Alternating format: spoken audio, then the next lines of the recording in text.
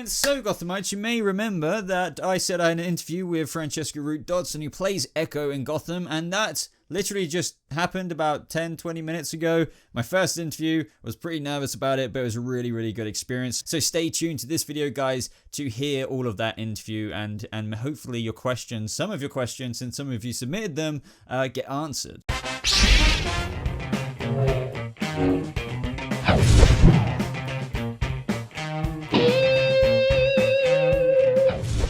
How's it going, Gothamites? Welcome to a brand new Gotham Season 5 video. So this video is a bonus video for this week because normally I just do the review and the trailer breakdown per episode. But I actually got contacted about doing an interview with Francesca Root-Dodson, who plays Ecco. And here we are. As I said in my previous video and in the intro of this video, I was pretty nervous about it because I do actually get nervous about quite a lot of things, believe it or not.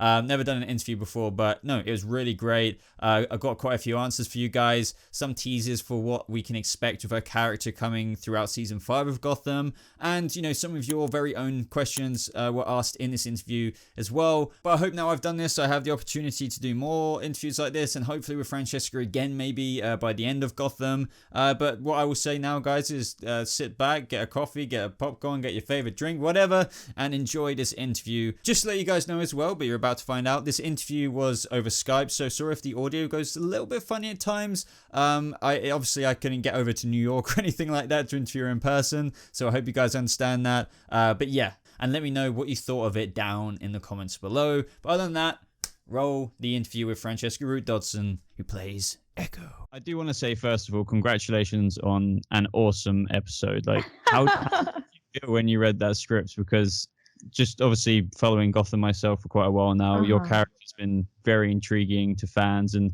hasn't had, I think you've had a few lines in season 4, but this episode really was truly yours.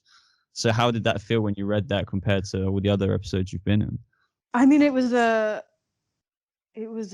I had no idea it was coming, you know. Oh, really? So, I mean, yeah, I mean, I think the way that, and I think this is how it works in most shows, is that things are sort of just like happening on the fly all the time. So it's not as if somebody like called me a couple of weeks before and they're like, just heads up, you're suddenly going to have a really big part and do lots of crazy fun things, you know? So when I read it, I was just, I was thrilled, especially because the language changed so much and became, you know, what can I say without getting, you know, basically just became closer to the, when I first auditioned for the part, I thought it was just like one episode. I thought I was just I think it was 4:17 or something, you know. I had no idea it was going to turn into this other thing. So when I saw it, I was thrilled and really, really excited, especially just to have so much language and so many monologues and ridiculous things to say, you know? So I was thrilled.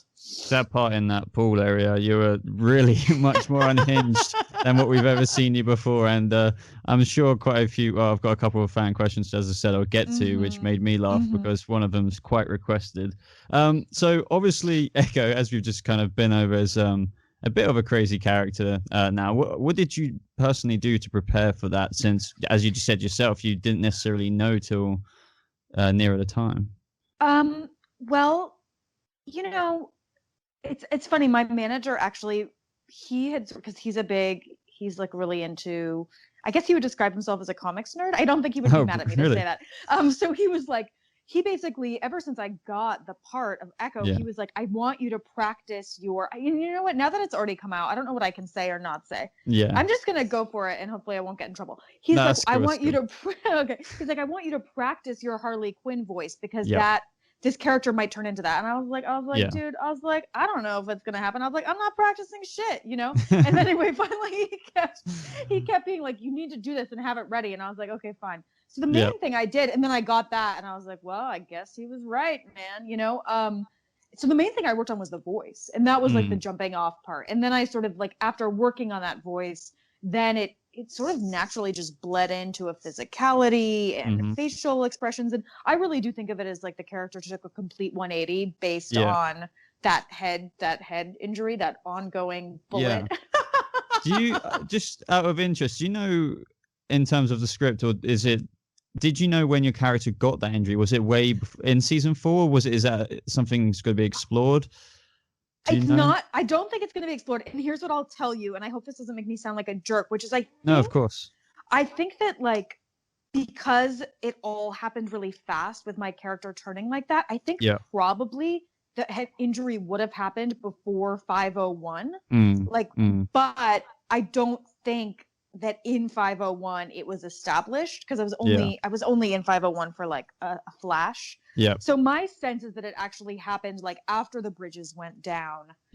When Jeremiah was like building his cult following. I would say probably just because she was like his right-hand man before, is that it probably like very early on in that period of introducing like the ritual in order to figure out who's worthy to be a follower and who's not. No, that's definitely. My sense of the timeline. It was never explicitly stated, but like the more I looked at it and thought about it, that's what seemed right to me. So. Yeah, and I'm wondering as well if we did get like a full series ordered, maybe that would have been explored even more. But I think fans will really appreciate that answer anyway, because in the comment section of my latest review, a lot of people thought that was really great, but they're just wondering when about to happen. So now they can add that teeny bit of context into their head. I would say she's been in that cuckoo land for a period of time. It's not something that just happened the other day. You know, it's been like, I don't remember the exact period of time that's passed between the season 4 finale and 501, but I think it's a few months. Yeah, I believe it is. It's a few months. And then I think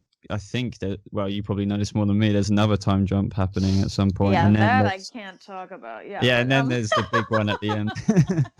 But don't worry. I didn't prepare loads of spoilery ones, because I didn't want you to dig yourself a hole or anything. But thinking to that is, as we've actually kind of just been over, a lot of Gotham fans obviously, and well, very blatantly know that your character is very reminiscent of, Harley Quinn, especially being paired with Jeremiah, who is reminiscent of another very popular character we kind of blatantly know. So was your similarities to Harley Quinn discussed back then? I mean, no, it was never like, like I said, when I first auditioned in the 4th season for 417, I thought it was like a one-off. And I originally actually auditioned for the part of Ecco with a Russian accent, because I believe in the canon there is a Russian assassin named Ecco. And then I think right before shooting, they decided to like discard the Russian accent and just make it American. But that's how I booked the job. Is doing a Russian accent. And then that's fascinating. I picture you with a Russian accent on there as well. Yeah, it was very funny. And then I really didn't know what was going on with the Harley Quinn similarities until I got the script for 503. And they actually had me come back in to read for the part, like not sort of like not quite a re-audition, but they'd never seen me do anything like that, especially because Ecco, the original Ecco, is like straight-faced, stone cold fighter. There's not a lot of flamboyant insanity. So they had me read basically the entire all of the material from 503 to show to the writers, to just make sure that they that I was up to the task. Of course. And leading into that, did you, when you knew you had to read that, did you draw any inspiration from anything like the animated series stuff, or just anything out there in terms of Harley, even once you got past that, let's say?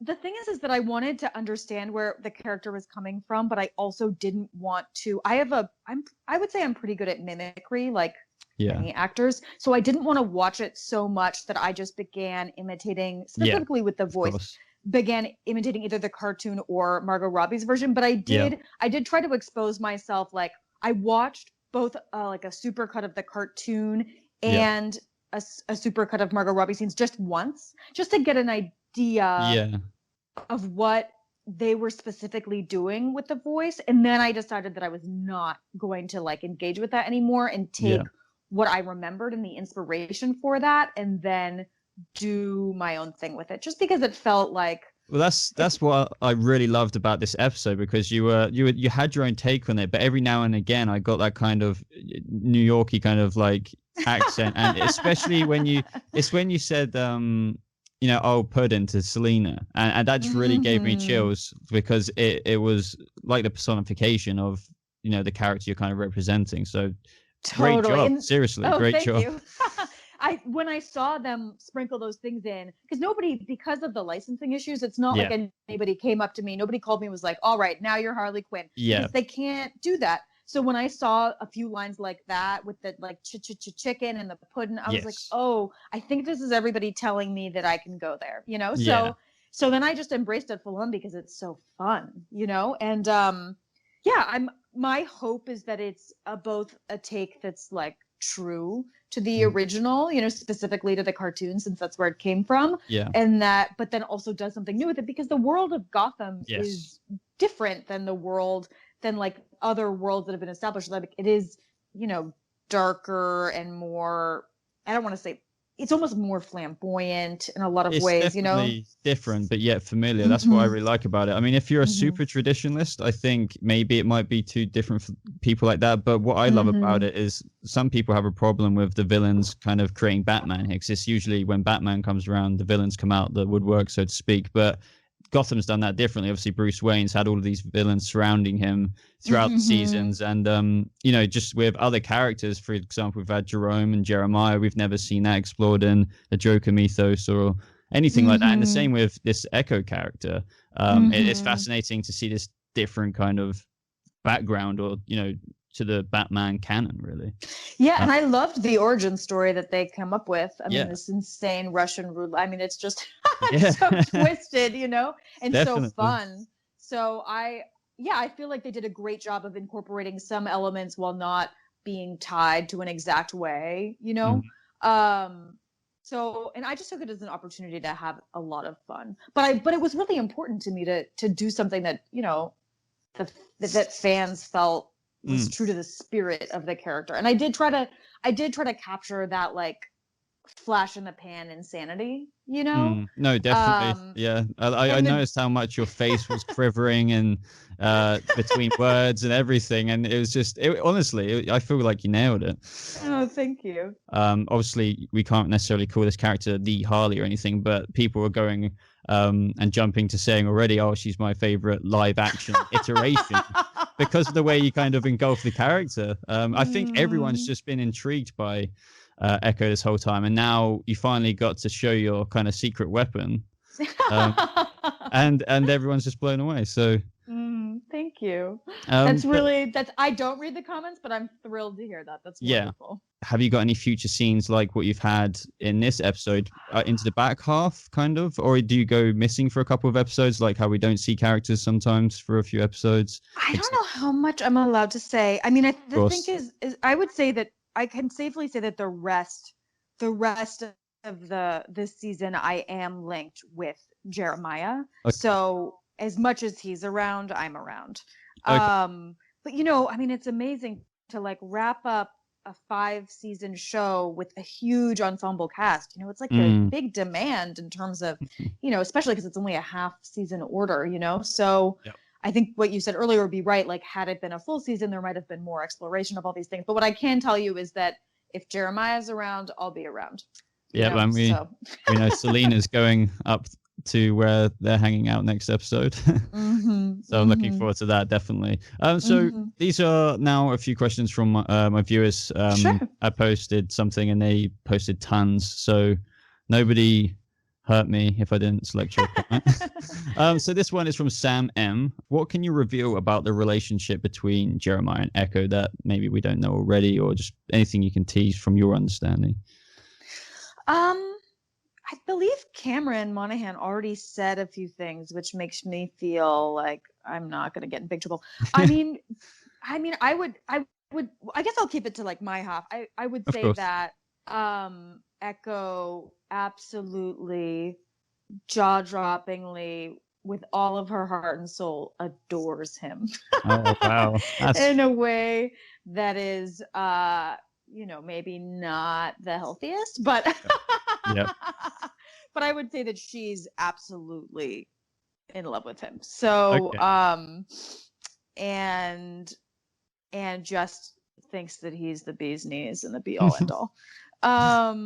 So, and I do feel like we get to see, in a way that's really nice, we will get to see their relationship. I'm not gonna say too much, but just we'll get to see their relationship in a different kind of way, I would say. Yeah. As the season goes forward. And one of the most popular questions by far, so just to name a couple of people, Bustero and Senor Puric asks, what whose idea was it for the eyebrow? You know, the eyebrow situation. That was John, who's the head makeup Yeah. the head makeup designer. He just did we you know, when you have a character that's that big and can have such a big change, we like worked, you know, we worked on the look, both the makeup and the costume for a while. And so he came up with that, and it took like a couple of sessions before and he basically I think the inspiration was in part the Clockwork Orange. So basically that my face is like split in half and flipped. Yeah. And Same you can with the see lipstick it as well. Yeah, with the lipstick and all the eyes. So he came up with that, and it just ended up being perfect because it gives her a derangement that is totally unexpected and new. Because my costume had been playing on the Harlequin look from the end of the fourth season, and then this just took it to a whole nother level. And I think that and that actually made it really fun because I think it also changed the way my face plays in the scenes, because what he told me is that nobody expected that like the eyebrow would move the same way that my normal eyebrow does, and that they like mirrored each other, which I think looks even more alarming. So it was totally his genius. So And this one's from Zach LaChance, and he says, my question is, did you and Cameron Monaghan stay in character while filming? I've heard he's known for that while playing Jay, and I wonder if it helped you get into the right mindset for Ecco. You know, he does largely stay in character. That's true. Because the voice I speak in is so weird, I felt it would be, and the thing is that it gets higher. I think it's going to, I don't know, because sometimes there's something called ADR where they change. You can change if the quality isn't good on the sound. Anyway, I'm not sure what's going to happen, but there are, especially later on this season, I believe my voice got a lot higher. And really? It's such a disturbing voice that sounds so weird that I didn't feel totally comfortable continuing to address people that way. Now, when I look back on it, I actually think that it might have been helpful because it's very hard vocally to go in and out of something like that. So in some ways, I think that Cameron's approach is really helpful. It just depends on what your objectives are. Like I think it makes your performance better. And I think but for me, it makes it easier being on a set and communicating with people when I like can drop the character, especially a character that's so alarming, But yes, so I would say that he definitely, by and large, he does stay in character, which seems to work really well for him. And that's something that I'm potentially maybe would do in the future, but didn't do across the board. Although I find like the more I play this character, like I had so much fun on set, and I think it becomes an extension of like, she finds fun in everything. I was just going to say, I can't wait to see the rollerblades because I've noticed that I think on your Instagram, you were practicing that last year as well. I was practicing. Yeah. In my house. Yeah. So King Kai 23 asks, this is an interesting one. Who would you play on Gotham other than Ecco if you had the choice to? Well, I mean, I grew up watching the Tim Burton Batman, and Michelle Pfeiffer's Catwoman always was my favorite. So I think that, and when I was a kid, in my mind, I always wanted to play Catwoman. Clearly, the iteration on Gotham is very different, because she's younger and sort of a contemporary to Batman, and obviously, like, they have a pretty close relationship. So, but yes, growing up, I always, in my mind, wanted to play Catwoman. Definitely. Villains, always villains. You know what I mean? I've always been interested in villains. So. And this is an interesting one, and I have no idea if you can own up to this because some people do and don't. So JTN Gaming asks whether you're able to keep anything from the show as a memento, like after filming or anything. You know what? I was able to keep just my original outfit that I wore as Ecco. I got to keep, and I have also, they sent me my Ecco written on like my seat back, like my cast chair. The costume that I wear, all of that goes into an archive. They archive all of the major characters' stuff, which is really interesting, that they basically have it for what, I don't know, forever. I think on the WB lot, but I did get to keep that first costume I wore, which is such a lovely reminder because I worked on the show basically for a year, both the end of season 4 and then season 5. So it was like a huge, a long experience that was, one of the most fun things I've ever done in my career. So I'm glad to have awesome. any sort of memento to remember it by. And lastly, from the fan questions, John Michael Fink asks, what got you into acting? Were you always acting? At what age was that? I guess I was always, I always performed as a child. Probably I started when I was 6 or 7 and then did a number of, mostly around school. And then when I was a teenager, I was actually dancing. I was training to be a dancer, but I had to quit that when I was 20 because I had a number of injuries, which then led me back to pursuing acting. So I would say that I've always performed since I was a kid, but it was basically when I couldn't dance anymore, that's when I wholeheartedly decided to focus on acting. Although, I do also do other things, but the last few years primarily I've been acting, which is, a total treat. So it's just like a different capability. It's like a different modality, Definitely. But I love performing. I think I've always been a ham, you know what I mean? Ever since I was a kid, I was just like over the top, flamboyant, wanted attention, so it's like a pretty good personality fit. And I guess I know there's only so much you can say with this question, but is there anything you can tease us for the upcoming Ecco moments this season? Obviously without spoiling too much, but I understand if it's too hard to answer. I guess what I can say is I think I'm pretty sure there are going to be some moments that fans are really going to be happy about. Oh, okay. That's all. That makes me very excited. Yeah. Well, that teases us enough, I think. But obviously this is unfortunately Gotham's last season, and I've noticed on your social media that you've got a pretty cool project. Can you tell us a little bit more about it? I noticed that you've not only directed your own. Yeah. I found that really interesting. I was wondering if you could tell fans more about that. Obviously, if they want to keep up to date with you after Gotham and everything like that. Sure. Yeah. So I directed a feature film called Free Spirit that I wrote. I'm also in it with my fiance, actually, and it's about a young man who sees a woman on the train, and then sort of like in a moment of madness ends up following her and then speaking with her, and they end up spending the night walking through New York City, and it's like an unloved story. It takes like sort of a romantic comedy premise, which is that there's this uptight kind of constricted guy who finds this like free spirit girl, and instead of usually in those movies the free spirit like gives the guy a new lease on life and he sees the world in a new way, but instead of this movie it sort of flips it where the free spirit, she just sort of effortlessly totally breaks his heart. Well, is there anywhere fans listening to this right now is there like a website for it in specific that they can go to? I can link in the description.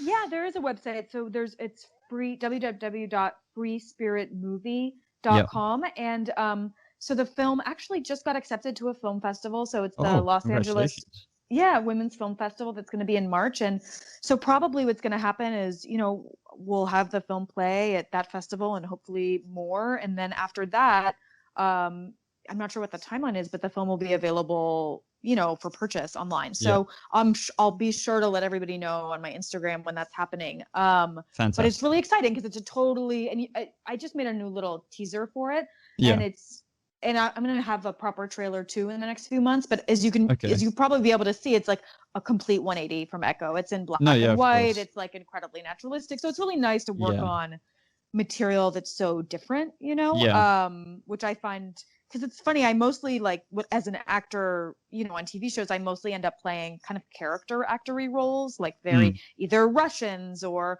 foreign or crazy people, or like that's generally what I book. But this is a totally different modality. So I would love, once that does come out, I would love for people to see it. I'm really proud of it. So, and it's all your own creation, right? I mean, must be something amazing other than just acting, is taking that much creative control. Yeah, it is wonderful. And I've always written ever since I was a child. I actually went to school for creative writing and I wrote fiction for a long time. And then what ended up happening is part of what got me back into the entertainment industry, because I had left in my like mid 20s to go to just finish college, and I just couldn't really handle it when I was younger. Yeah. But I was kind of brought back into the entertainment industry at first by somebody hiring me to like rewrite a film for them. So I sort of it became a synthesis of not only the creative writing I'd always done, but taking that to film. And so actually that is a large part of what I do. I have a number of scripts and projects. I had a episodic show that was, that we were pitching, I think last year. I have all these different projects, but anyway, it is very fulfilling. It's just a different way of interacting, with material. I mean, it's much more, being an actor is relatively simple, and it's you show up and they put you on set for 5 minutes, and then you just have to stand and deliver. You know what I mean? But when you direct and when you write something, it's like an all-encompassing 16-hour-a-day job. No, yeah, of course. So it's just different, but it's equally wonderful. Well, that's actually all of the questions. So honestly, thank you so much for taking the time to answer them all. Yeah, of course. I'm so, I'm just so glad people are liking the work, and I'm happy I always want to, just share my experience. So this is great. Thank you. I can't wait to see more of you, and who knows, maybe I could catch a chance to talk to you again by the end of the season after seeing some more of you.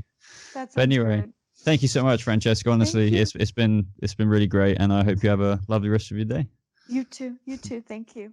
Okay, guys, so now, almost half an hour later, you're at the end of the interview. If you've made it this far, hello, how are you doing? I hope you enjoyed that. I hope I wasn't too awkward in it. I hope the questions that I picked from the audience were satisfactory. Obviously, some of them were quite spoilery, and I couldn't ask her, like, oh, are you going to, is something going to happen to you in this episode? I couldn't do anything like that. Otherwise, she'd get in big trouble. But I hope, what the questions I did ask her were satisfactory for you guys, and that you got something out of it, and hopefully really enjoyed it. As with the end of that interview as well, guys, you may have caught us talking about her movie Free Spirit, and there is actually a website, as she said herself, but I'll leave the links down in the description. She has her own website, Francesca Root-Dodson.com, but also freespiritmovie.com. If you want to stay up to date with Francesca herself, and check out what she's doing in the future, and now Gotham's coming to an end, and you're a big fan of hers potentially already, go check out the links down in the description below and check out what other projects she's doing next. I know I definitely am, so definitely join me with doing that.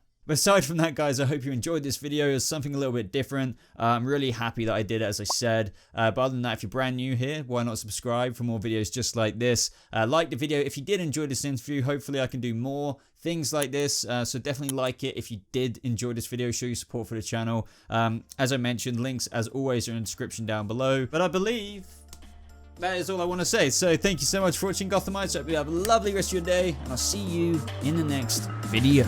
Goodbye.